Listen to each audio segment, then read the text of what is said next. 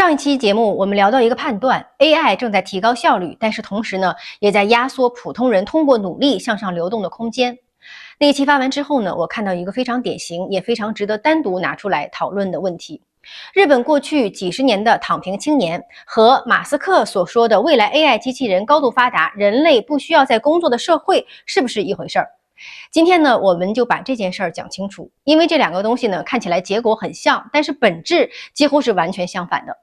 我们先从日本说起啊，日本青年的躺平并不是一夜之间发生的，它是一个持续了30多年的结构性的结果。日本经历了什么呢？长期的通缩，企业不扩张，工资基本不增长，年轻人即使就业也很难积累资产，努力和回报之间的关系被一点点拉断了。在那样的一个环境下，一个年轻人如果发现我再怎么努力工作，也只是勉强维持生活，无法改善阶层的位置，无法拥有未来的安全感，那么他选择降低欲望、降低消费、降低参与度，其实是一种理性的反应。所以日本的躺平不是他们的年轻人突然变懒了，而是劳动的边际回报已经接近于零，这是一个生产力停滞加上升通道关闭的结果。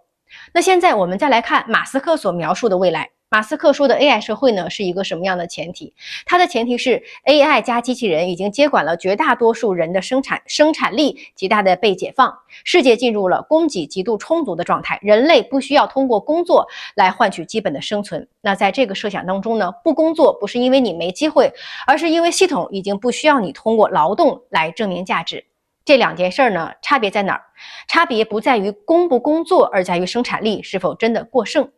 日本的问题呢，是生产力没有继续扩张，但是分配结构已经固化，所以结果是不工作等于被边缘化，低消费等于低存在感，一代代人被困在了原地。而马斯克设想的问题呢，是另外一种风险。即使 AI 真的让世界进入了高度富裕的状态，一个更关键的问题是，这些由 AI 创造出来的价值到底是归谁所有？这是很多人忽略了的一点。技术只能解决能不能生产，不能自动解决怎么分配给谁。所以真正决定普通人未来命运的，从来不是你还需不需要工作，而是在一个不需要你工作的世界当中，你是否仍然拥有参与分配的资格。我们把这句话呢放回日本，日本的躺平青年是没有资产的所有权的，没有股权，没有生产资料参与权，所以他们不工作等同于被系统温和的边缘化了。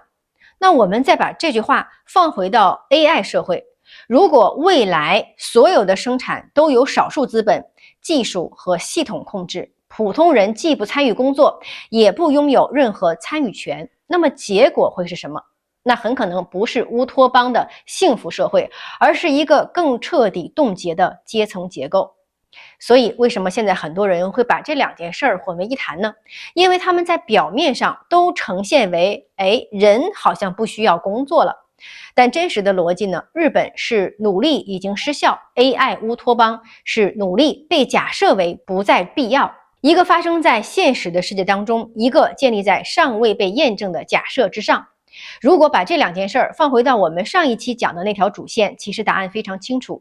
AI 更可能先复制一个全球版的日本，而不是直接带我们进入一个无需工作的理想社会。效率会先提高，资产价格会先反应，而普通人是否被真正的解放，取决于你是否提前拥有某种参与权。所以不要把被动退出的躺平误认为是被解放的未来。真正的问题呢，从来不是你要不要工作，而是在结构完成变化之前，你有没有站在牌桌上，以及你是否拥有分配资源的权利。